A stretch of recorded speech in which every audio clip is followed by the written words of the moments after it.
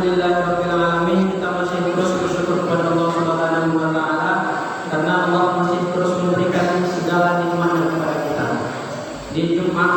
Di khutbah Jumat tadi kita menyampaikan bahwasanya ketika ada lafaz iman, setelah itu ada kata perintah atau ada kata larangan atau hanya sekedar informasi saja, maka itu menunjukkan tingkat keimanan kita kepada Allah Subhanahu wa taala. Tadi ketika khutbah kita contohkan salat. Di dalam surat Al-Baqarah Allah mengatakan alladzina yu'minuna bil ghaibi wa yuqimunas shalah. Mereka orang-orang yang beriman.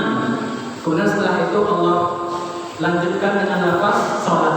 Artinya apa? Ketika ada orang yang sungguh-sungguh salatnya, memang niat salatnya, dia sebelum salat pakai pakaian yang bagus, pakai wangian, sunnah-sunnah salat yang kerjakan, maka ketahuilah imannya tinggi di hadapan Allah Subhanahu wa taala. Sebaliknya jika salatnya asal-asalan, waktunya tak bagaimana, asal-asalan juga, sunnah-sunnah salat pun tidak dilakukan, maka imannya bermasalah di sisi Allah Subhanahu wa taala. Imannya rendah di sisi Allah Subhanahu wa taala. Contoh lain dalam hal puasa, ya ayyuhalladzina amanu, hai orang yang beriman. Dimulai dengan kata iman. Setelah itu kutiba alaikumusiyam. Barulah di situ lafaz kewajiban puasa. Menunjukkan apa? Ketika ada orang yang imannya, ketika ada orang yang puasanya bagus, melaksanakan sunnah-sunnahnya, sebelum datang Ramadan dia terus berdoa kepada Allah, Allahumma ballighna Ramadan. Ya Allah, sampaikanlah kami kepada bulan Ramadan. Ketika bulan Ramadan sampai, sukacita menyambut Ramadan. Ketika Ramadan datang, dia lakukan Ramadan beserta dengan sunnah-sunnahnya. Lalu bapak-bapak dan ibu yang semoga diberkati Allah Subhanahu wa taala, ketika ada orang seperti itu, maka ketahuilah imannya tinggi di sisi Allah Subhanahu wa taala. Tetapi jika sebaliknya, Ramadan datang dia tak peduli, datang-datanglah, datang-datanglah, ketika Ramadan datang orang puasa dia berpuasa, maka iman orang seperti itu masih bermasalah di sisi Allah Subhanahu wa taala. Imannya ada tetapi kurang. Turun imannya di sisi Allah Subhanahu wa taala. Dalam hal ini, kajian kali ini di dalam surah Al-Mujadalah, Allah Subhanahu wa taala mengatakan, "Ya ayyuhalladzina amanu." Hai orang-orang yang beriman, kata Allah Subhanahu wa taala dalam surah Al-Mujadalah. "Idza qila lakum tafassahu fil majalis."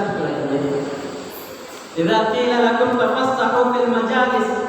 Hai orang-orang yang beriman, di awal Allah mulai dengan kata iman. Idza qila lakum, kalau disuruh kalian tafassahu fil majalis, berlapang-lapanglah dalam majelis. Di akhir ayat Allah kasih informasi. Allah mengatakan, yarfa'illahu alladziina aamanu minkum walladziina utul ilma darajat. Allah akan angkat derajat orang-orang yang berilmu. Artinya apa? Ketika semakin tinggi ilmu seseorang, ketika semakin mau orang ikut terus belajar, mau terus bermajelis taklim dan seterusnya, ketahuilah bahwasanya iman dia di sisi Allah Subhanahu wa taala, iman dia kepada Allah Subhanahu wa taala semakin tinggi. Tapi kalau orang tidak mau kajian, kecuali ustaznya berkenan ustaznya tak dapat datang. Tapi kalau ustaznya sekampung, bersama wakil sekampung, malas.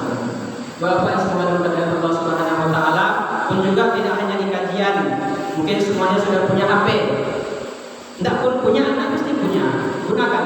Waktu-waktu kosong gunakan. Dengarkan di kajian daripada sibuk dengar-dengar musik, sibuk dengar-dengar film-film yang tidak tahu tak apa dan seterusnya.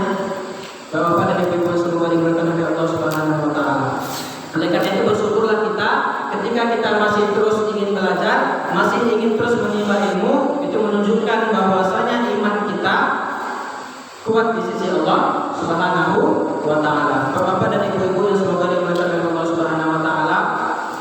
Kemudian ada orang nih Pak. Kita cerita tentang nafsu. Nafsu ini di dalam kitab, di dalam buku Tanbihul Ghafilin. Ada nama buku itu Tanbihul Ghafilin. Di buku itu diceritakan bahwasanya nafsu ketika diciptakan dia bersamaan dengan akal. Ketika Allah panggil akal sini, akal pun datang. Lalu Allah mengatakan kepada akal, wahai akal, man anta? Siapa engkau? Kata Allah kepada akal. Anta Rabbi wa ana abduku. Engkau Tuhanku, aku adalah hambaku, kata akal. Lalu setelah itu dipanggillah nafsu tadi. Nafsu, hai nafsu sini. Diam aja nafsu di situ, tidak mau ikut, tidak mendekat kepada Allah, tidak mendekat kepada Allah Subhanahu Wa Taala. Ketika itu Allah terus bertanya, wahai nafsu, man anta, siapa engkau hai nafsu? Kata Allah, anta, anak-anak. Engkau ya engkau, aku ya aku, kata nafsu. Itulah kerasnya nafsu tadi. Lalu di dalam kitab tadi diceritakan bahwasanya Allah menyuruh malaikat untuk mencampakkan nafsu ke dalam neraka Jahannam, masuk ke dalam yang paling bawah 100 tahun. Setelah 100 tahun Allah suruh malaikat untuk mengambil nafsu tadi balik. Dibawalah nafsu tadi ke hadapan Allah Subhanahu Wa Taala, dipanggang di neraka Jahannam. Apa kata Allah? Ya nafsu, hai nafsu, man anta? Siapa engkau? Apa kata nafsu? Anta, anak-anak. Engkau ya engkau, saya kata nafsu. Itu keras nafsu tadi. Lalu yang kedua kalinya Allah suruh malaikat untuk memasukkan nafsu ke neraka Jum, namanya neraka Jum, neraka kelaparan. Apapun yang ingin nafsu, apapun yang nafsu mau dan dapat. Di dalam neraka itu 100 tahun ini itu dengan nafsu sudah dikabulkan oleh Allah Subhanahu Wa Taala. Lalu setelah 100 tahun Allah panggil dari nafsu tadi. Hai nafsu, man anta? Hai nafsu, siapa engkau? Nafsu mengatakan, anta rabbi wa ana abdu. Engkau Tuhanku, aku adalah hamba-Mu, kata nafsu tadi. Artinya apa? Nafsu tadi tunduk kepada Allah Subhanahu Wa Taala setelah semua keinginannya tidak dituruti oleh Allah Subhanahu Wa Taala. Oleh karena itu kepada kita semua juga, saya mengingatkan diri saya sendiri, kita semua jangan ikuti hawa nafsu itu. Karena kalau kita sudah ikuti hawa nafsu tadi, kalah kita kasih makan terus nafsu. Apa nafsu mau ikut terus. Apa nafsu mau ikut terus, kalah kita nafsu tadi. Agar kita tidak kalah dengan nafsu tadi, maka jangan turuti semua ikutan, semua keinginan nafsu tadi. Bapak dan Ibu semoga dimuliakan oleh Allah Subhanahu Wa Taala. Nafsu ini dibagi menjadi 3. Yang pertama nafsul mutmainnah. Ya ayyatuhan nafsul mutmainnah. Hai nafsu yang tenang, kata Allah. Yang pertama, nafsu yang tenang ini ada pada orang yang soleh. Tidak diajak sholat pun dia sholat, tidak diajak zikir pun dia zikir, tidak diajak ke majelis taklim pun dia pergi sendiri. Dan lurus itu pertama. Orang yang kedua adalah ammaratun bisu. Ammaratun bisu ini orang yang jelek terus hidupnya. Dia dibiarkan jelek.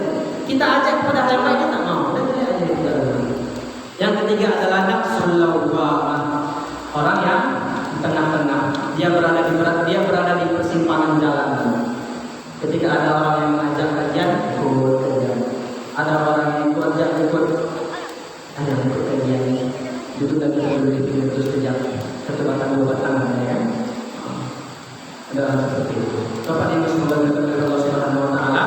Orang yang seperti itulah yang perlu kita ajak. Ada teman nampak orang seperti itu, dia nampak.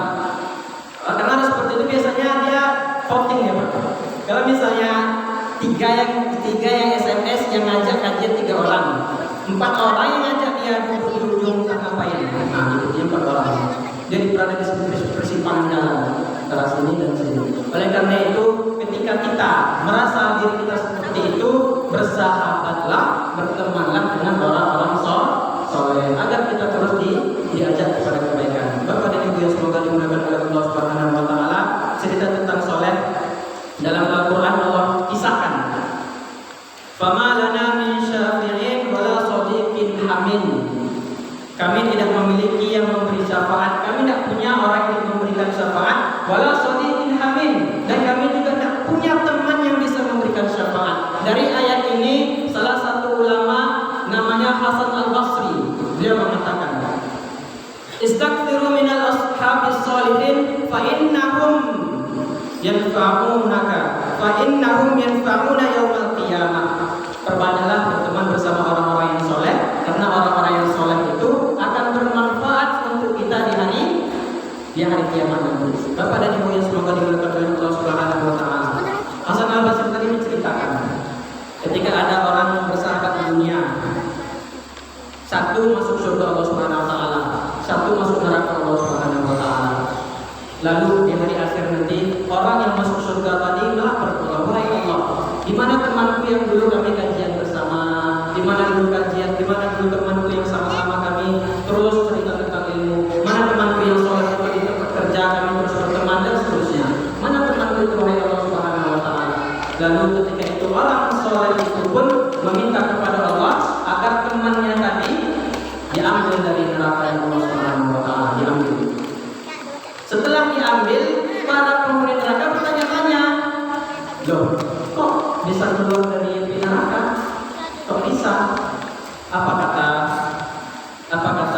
mereka? Abuhu syahid? Apakah ayahnya syahid? Abuhu syahid? Apakah saudaranya syahid? Atau apakah Nabi memberikan kepadanya syafaat? Lalu Allah mengatakan tidak. Innama syafa'a lahu sadiquhu. Tetapi orang yang memberikan syafaat kepadanya adalah temannya lah yang membawa dia ke surga Allah Subhanahu Wa Taala. Bapak dan Ibu yang semoga diberkati Allah Subhanahu Wa Taala. Oleh karena itu bersahabatlah dengan orang-orang yang soleh yang ingat terus kepada Allah Subhanahu Wa Taala. Allah berfirman dalam surah Al-Kahfi, wasbir nafsaka ma'al ladzina yad'una rabbahum. Ingatlah, wasbir, bersabarlah ma'al ladzina yad'una rabbahum, bersama orang-orang yang mengingat Allah Subhanahu Wa Taala. Bersabarlah bersama orang-orang yang mengingat Allah Subhanahu Wa Taala pagi dan siang. Yuriduna wajhah. Mereka mengingat Allah semata-mata ingin ridha Allah Subhanahu Wa Taala. Bapak dan Ibu semoga diberkahi oleh Allah Subhanahu Wa Taala. Jadi bersyukurlah kita kalau kita masih mau belajar, kalau kita masih mau untuk terus bersama orang-orang yang soleh. Bapak dan Ibu semoga diberkahi oleh Allah Subhanahu Wa Taala. Kemudian kita masuk ke hal yang kedua. Jadi pertama tentang syukur, kedua tentang Rasul Sallallahu Alaihi Wasallam. Allah Subhanahu Wa Taala berfirman, Inna arsalnaka rahmatan lil alamin. Inna arsalnaka rahmatan lil alamin. Allah mengutus Nabi Muhammad sebagai rahmat untuk seluruh alam. Betul ayatnya. Apakah Rasulullah Sallallahu Alaihi Wasallam hanya rahmat bagi orang mukmin? Apakah Rasulullah Sallallahu Alaihi Wasallam hanya rahmat untuk manusia? Coba kita lihat. Pertama, Rasul Sallallahu Alaihi Wasallam menjadi penyayang, menjadi rahmat bagi para hewan. Apa kata Rasul Sallallahu Alaihi Wasallam? Idza qataltum fa ahsinul qitlah. Kalau kalian bunuh hewan, bunuhlah dengan baik. Yang sering terjadi ini di kebun nih Pak. Anak-anak tidur kan di bawah pohon sawit di pondok, tidur diganggu sama lalat. Menjengkelnya sama lalat tadi diambil, ditangkapnya lalat itu, dicabutnya kakinya satu-satu karena kena benci tadi. Atau misalnya ada anak kita tidur digigit sama lipan bahasa Indonesia lipan sama lipan, ditangkapnya lipan tuh, lipan giginya anakku katanya. Digigitnya anak sampai nangis di lipan, diambilnya lipan itu, dicabutnya kakinya satu-satu, dipotong dikit-dikit. Boleh? Apa kata Rasulullah SAW? Kita qataltum fa'ahsinul qitlah. Kalau kalian ingin bunuh sekali bunuh. Ada binatang yang hitam, apapun yang hitam masuk dalam rumah. Tak ular, tak tikus, tak bunuh. Tak apa bunuh, tapi bunuh sekali bunuh. Kalau di tempat kita kejadian yang sering kita Pak, nampaknya ular belum mati, ular itu lagi Pak. Nah, langsung dibentangkan di jalan. Sering Pak. Ular itu belum mati, dibentangkannya di jalan. Tersiksa untuk diri sendiri. Kecuali sudah mati, apa ya Pak? Pertama kepada hewan. Kemudian kemudian kalau kalian menyembelih, kata Rasulullah SAW, fa'ahsinul dzibha, maka baikkanlah dalam menyembelihnya. Makanya di antara sunnah dalam menyembelih hewan kurban adalah menajamkan pisau. Dan di antara hal yang tidak boleh kita lakukan, ini sapi nih Pak. Nah, ini sapi satu ekor mau dipotong. Kawannya tegak pula di sini. Sama penitia tidak boleh ditutup. Boleh Pak? Kata Rasulullah SAW, di antara adab yang diajarkan untuk atau ketika kurban tadi, jangan sampai saudaranya melihat yang disembelih. Jauhkan sedikit. Bapak yang semoga diberkati oleh Allah Subhanahu Wa Taala. Di sisi lain, kata Rasulullah SAW, masih termasuk rahmat Rasul kepada para hewan. La yaqulanna ahadukum fil juhri. Jangan Tidak pernah pada boleh dalam lubang. Zikir apa? Lindung tidak pernah boleh buang air di dalam lubang. Hah? Karena ada penunggunya. Bisa jadi di dalam lubang itu ada semut yang tinggal di situ. Bisa jadi ada serangga yang tinggal di situ. Bisa jadi ada tikus hewan yang tinggal di situ. Buang air tinggal di situ. Maka kata Rasulullah, la yaqulanna. Jangan sesekali kalian buang air di juhri, di dalam lubang. Ini adalah bentuk rahmat Rasulullah SAW kepada binatang. Contoh lain, rahmat Rasulullah SAW kepada tumbuhan. Apa kata Rasulullah SAW?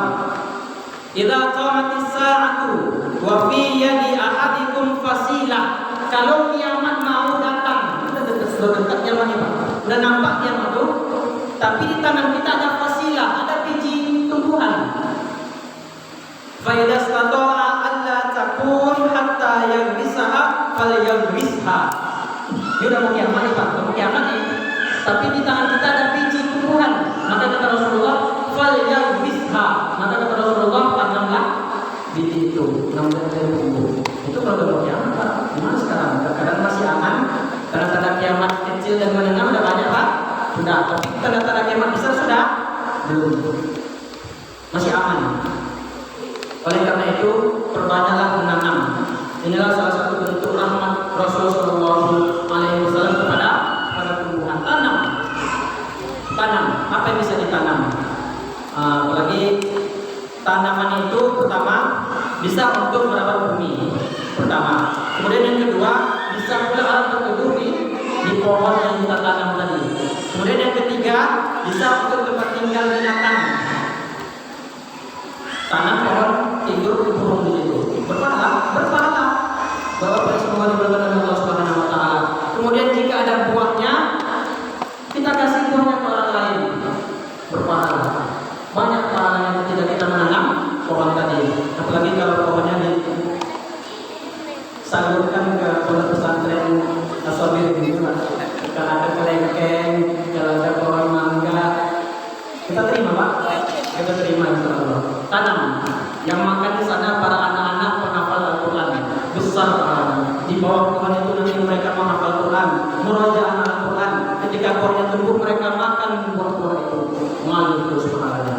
Begitulah bentuk rahmat Rasulullah SAW kepada tumbuhan. Hadis yang kedua tentang rahmat Rasul kepada tumbuhan. Man qata'a sidran, siapa yang memotong pohon sidir. Jadi pohon sidir ini, Pak, pohon bidara. Tapi ulama menjelaskan dalam hadis ini yang dimaksud adalah pohon bidara yang tumbuh di padang pasir. Ada pohon bidara tumbuh padang pasir, maka pohon itu tidak boleh dipotong. Man qata'a sidran, siapa yang memotong pohon itu, yusawwibullahu ra'sahu finnar, maka kepalanya akan dilelehkan dengan api neraka. Ada pohon satu tumbuh di padang pasir yang mungkin orang lewat situ bisa jadi betul-betul kita potong pula. Maka itulah dimaksud dalam hadis tadi. Bapak dan Ibu yang semoga diberkati oleh Allah Subhanahu wa taala. Dan ulama menjelaskan kalau selain pohon yang itu maka tidak masalah. Ada pohon yang rumah mau dipotong tidak masalah.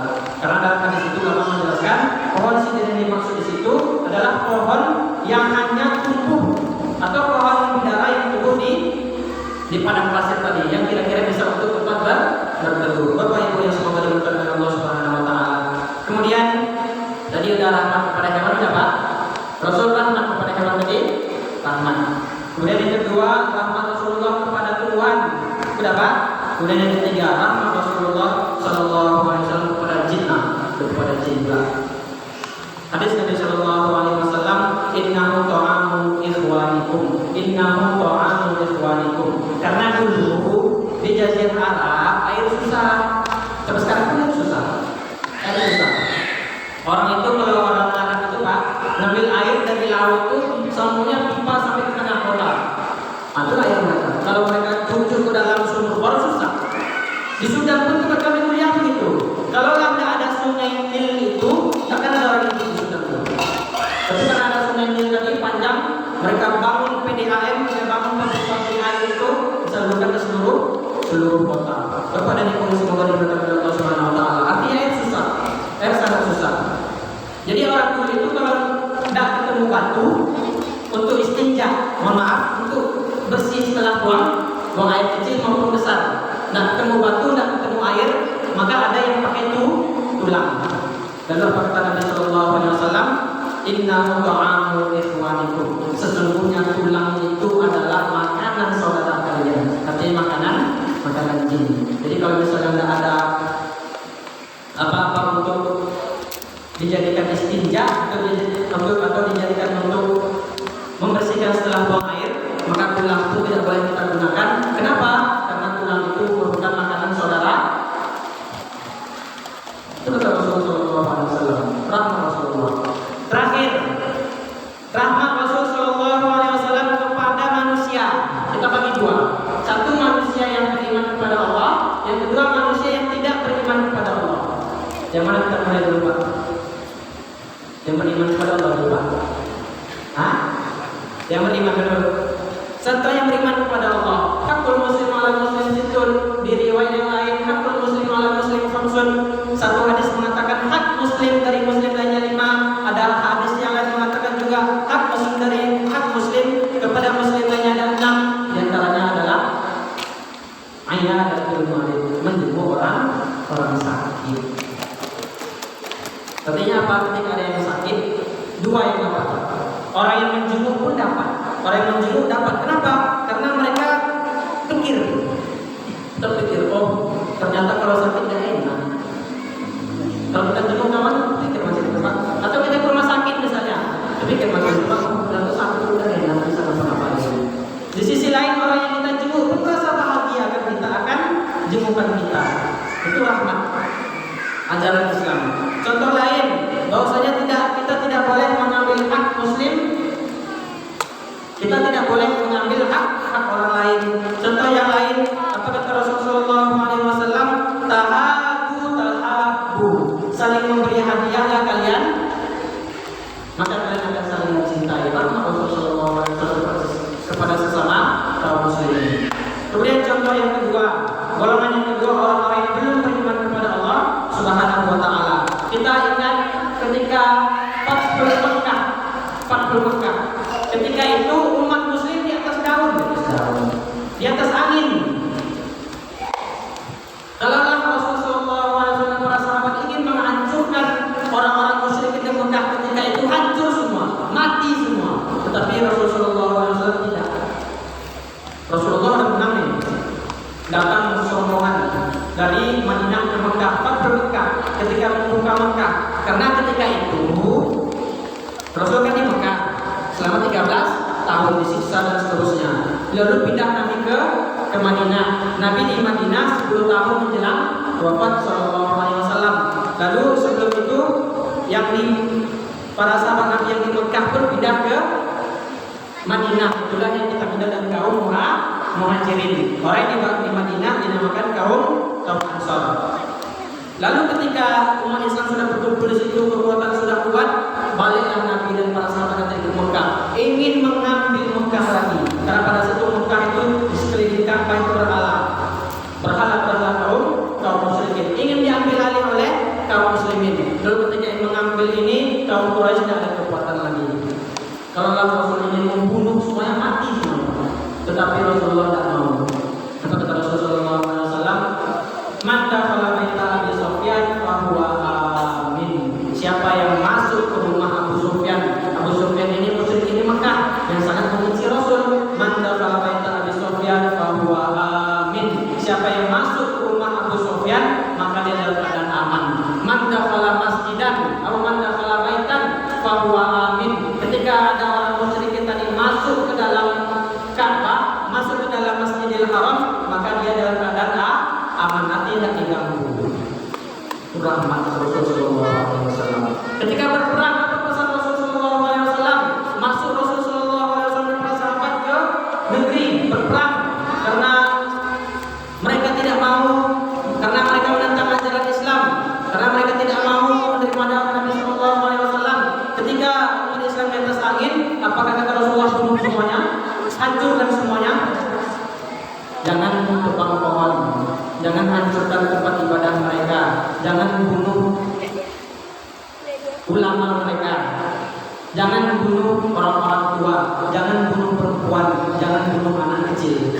Begitulah rahmat Rasul Sallallahu Alaihi Wasallam. Padahal Islam hanya di atas angin.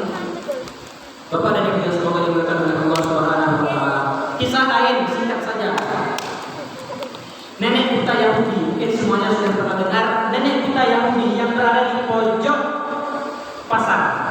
Setiap hari Nabi Sallallahu Alaihi Wasallam terus datang ke nenek itu. Dikunyakannya makanan, diberikannya ke nenek buta tadi. Nabi tidak kasih tahu siapa dia. Aku Muhammad ada. Tetapi ketika memberi makan itu, nenek itu terus menghina Muhammad. Muhammad itu tukang bohong, Muhammad itu pencela, Muhammad itu tukang sihir dan seterusnya. Tapi Nabi terus beri makanan. Tidak didengarnya omongan nenek. Bukan nenek itu menghina dia, tapi Nabi terus beri makanan. Suatu ketika Nabi meninggal, Abu Bakar radhiyallahu anhu datang ke Aisyah istri Nabi. Wahai Aisyah, wahai istri Nabi, apa amalan yang sering dilakukan oleh Nabi Sallallahu Alaihi Wasallam? Aisyah pun mengatakan, wahai Abu Bakar, wahai sahabat Nabi, Rasul setiap sore pergi ngasih makan nenek buta di pasar itu. Abu Bakar radhiyallahu anhu pun mengikuti itu. Pergi dari sore pasar, dipunyakannya makanan dikasih ke nenek itu tanpa memberitahu namanya. Lalu nenek itu mengatakan, engkau bukan orang yang biasa kasih aku makan. Mana orang yang biasa kasih aku makan? Lalu apa kata Abu Bakar radhiyallahu anhu, orang yang biasa memberikan engkau makan, dia sudah meninggal. Dialah Muhammad yang terus kau bina. Mendengar itu masuk Islam dia tadi. Kepada dia semoga diberkati oleh Allah Subhanahu Wa Taala. Itu pun merupakan bentuk rahmat Rasul Sallallahu Alaihi Wasallam kepada manusia. Artinya Rasul memang rahmat kepada kita semua. Jadi balik kepada diri kita sendiri. Apakah kita rahmat? Apakah senang orang kampung dengan kita? Apakah senang keluarga kita dengan kita? Kita introspeksi diri balik. Kita balik introspeksi diri kita. Bapak Ibu yang semoga dimuliakan oleh Allah Subhanahu Wa Taala. Karena ada orang yang tidak punya salah. Kullu bani Adam khata'. Setiap bani Adam itu punya salah. Wa khairul khata'in at-tawwabun. Orang sebaik-baik yang berbuat salah adalah ketika mereka setelah berbuat salah, mereka bertobat kepada Allah Subhanahu Wa Taala. Bapak dan Ibu yang semoga diberkati oleh Allah Subhanahu Wa Taala. Ini bukan pertama kali Pak ya. Berarti insya Allah bulan Januari lagi. Bulan Januari. Di bulan Januari insya Allah kita akan mengkaji Sirah Nabawiyah. Sirah Nabawiyah sejarah tentang Nabi. Kalau kita mungkin ditanya tentang Ronaldo, kita mudah. Tahu apa Ronaldo? Di mana klub dia sebelumnya, di mana dia klub setelahnya? Berapa gol dia? Tahu semua. Artis pun begitu, anak kecilnya. Dikasihnya foto Atta Halilintar. Siapa ini Atta Halilintar? Tidak tahu ya. Siapa bininya? Tahu ya. Siapa bapaknya? Tahu ya. Tetapi agak ruginya kita, sangat kurangnya kita belum mengenal Rasulullah SAW. Itu pun merupakan salah satu alasan mengapa kita perlu mengkaji ulang, perlu mengingat-ingat kembali. Mungkin sudah pernah dengar Pak. Oh, nama istri Nabi ini, Nabi lahir di tahun ini dan seterusnya. Tapi mungkin kita lupa. Oleh karena itu di bulan Januari, insya Allah Taala pekan ketiga Pak. Di pekan ketiga kita akan mengkaji tentang Sirah Nabawiyah. Entah itu nanti kita Nurul Yakin atau kita Dhaiful Maktum, belum tahu. Tapi yang penting, insya Allah kita akan mengkaji tentang sejarah Nabi Sallallahu Alaihi Wasallam. Untuk sebelum itu, untuk hari ini mungkin kita mengulang-ulang kembali kitab Ta'limul Muta'allim, pedoman untuk menuntut ilmu. Bapak dan Ibu semoga diberkahi Allah Subhanahu Wa Taala. Ini kitabnya Ta'limul Muta'allim, pedoman untuk menuntut ilmu, pedoman dan adab untuk menuntut ilmu. Mungkin kita singkat saja Pak, mukadimahnya saja. Di awal penulis mengatakan Bismillahirrahmanirrahim. Semua ulama ketika menulis buku dimulai dengan Bismillahirrahmanirrahim. Alasannya pertama, karena Allah memulai Al-Quran dengan basmalah. Al-Fatihah dimulai dengan basmalah. Surat-surat dimulai dengan basmalah pertama. Kemudian yang kedua, Rasulullah SAW. Rasulullah berpolitik apa? Rasulullah berpolitik. Salah satu politik Rasulullah SAW itu Rasul mengirim surat ke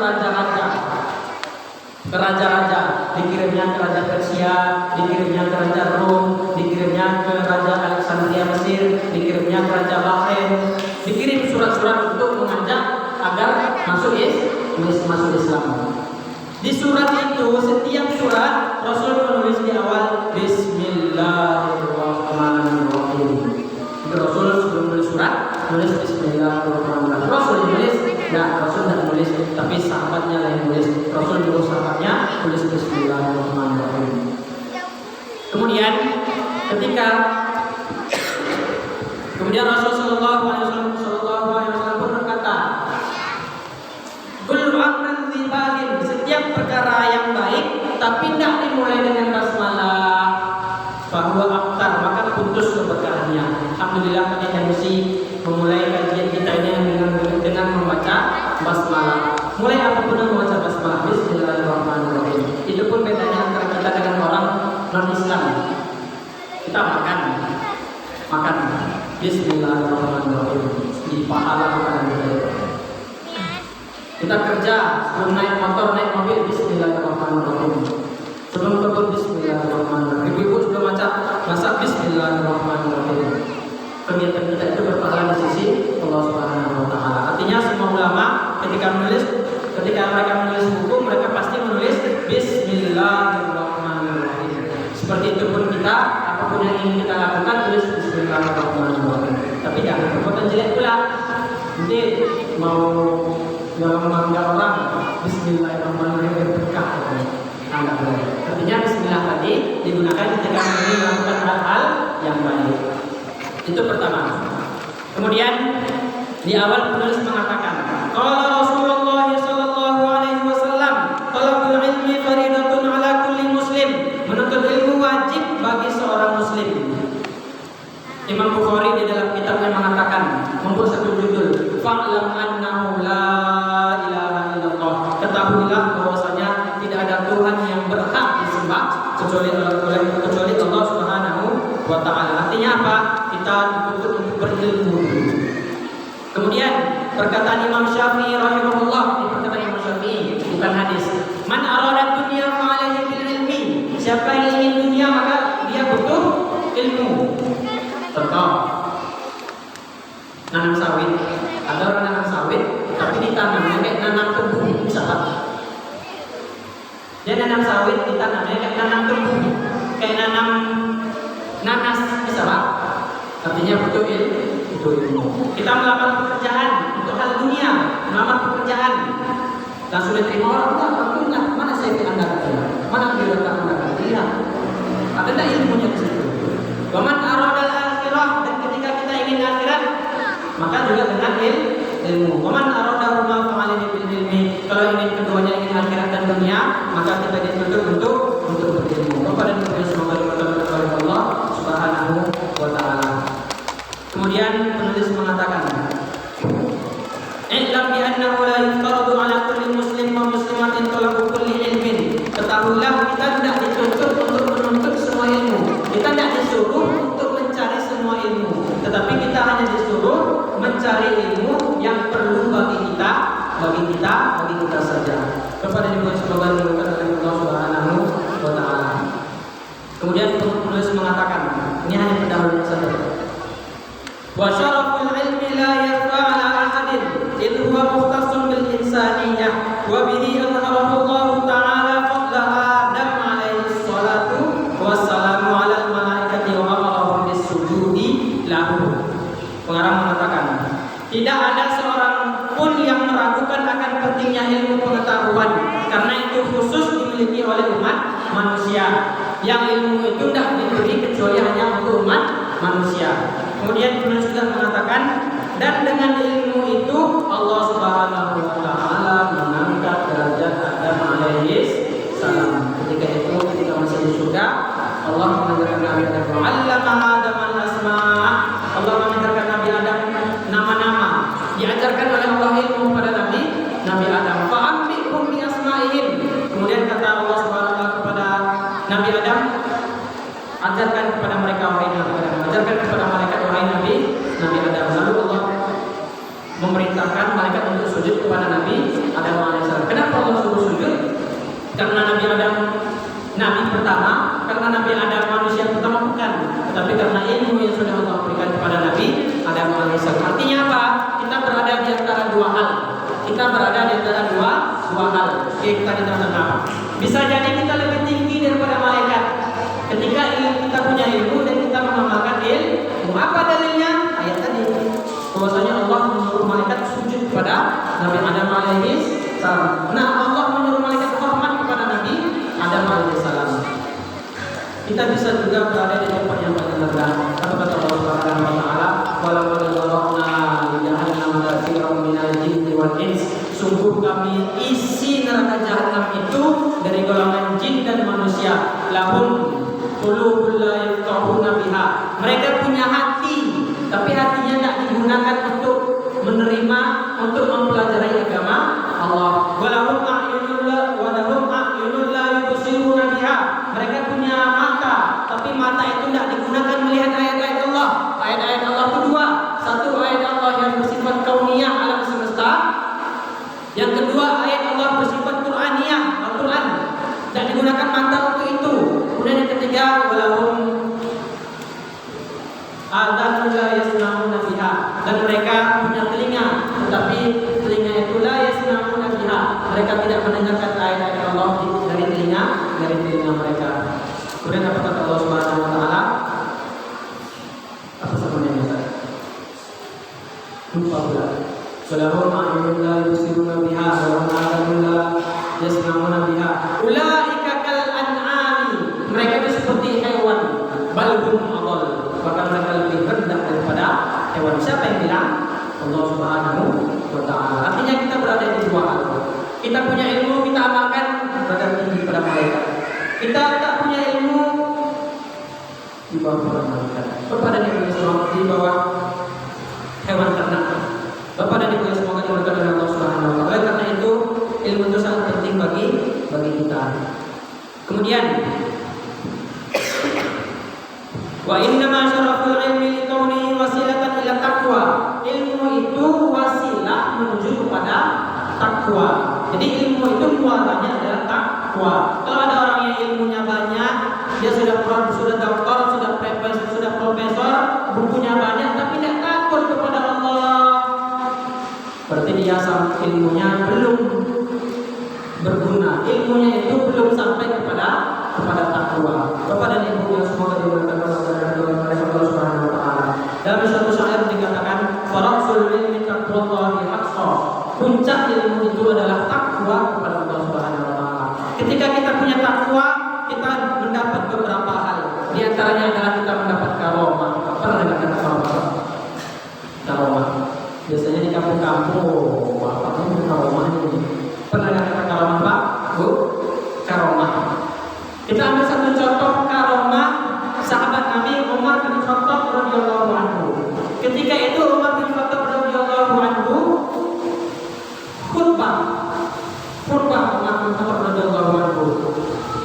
Lalu ketika khutbah itu Umar radhiyallahu anhu mengatakan, "Ya Sariyal Jabal, ya Sariyal Jabal, wahai pendaki bukit, wahai pendaki bukit, wahai pendaki bukit." Mendengar itu sahabat Umar bin Khattab yang berada di tempat khutbah tadi bingung, kenapa nih imam kami, kenapa Amirul Mukminin? Gitu kan dia. Lalu ternyata beberapa bulan setelah itu datang rombongan dari jauh. Ternyata ada utusan Umar bin Khattab yang berada di sudut negeri. Mereka diperintahkan untuk menjaga satu bukit, tapi mereka turun dari bukit itu. Ketika mereka turun, Umar bin Khattab tidak nampak jauh tempatnya, Pak. Tapi Umar bin Khattab, wahai pendaki bukit, wahai pendaki bukit. Pendaki bukit itu pun mendengar itu pada hari Jumat ketika khutbah tadi. Mereka naik ke atas bukit. Mereka tidak tahu siapa yang bilang itu, tidak tahu siapa yang nyuruh. Naik mereka. Ketika mereka naik, ternyata nampak musuh mau datang. Ketika nampak musuh mau datang dari atas bukit tadi, barulah mereka bersiap untuk berperang. Di kisah itu diceritakan bahwa Muslim menang ketika itu. Kenapa? Karena mereka sudah siap-siap. Kalau tidak naik gunung tadi, tidak naik bukit tadi, dan nampak musuh dan siap-siap, kalah. Beberapa bulan setelah itu datang mereka ke Amirul Mukminin ke Umar bin Khattab. Umar bin Khattab pun mengatakan, dan mereka bertanya, wahai Umar bin Khattab, kami mendengar ada yang mengatakan, ya Sariyal Jabal, wahai pendaki bukit. Ternyata tersingkaplah di situ bahwasanya Umar bin Khattab mengingatkan mereka yang jauh sana. Kenapa?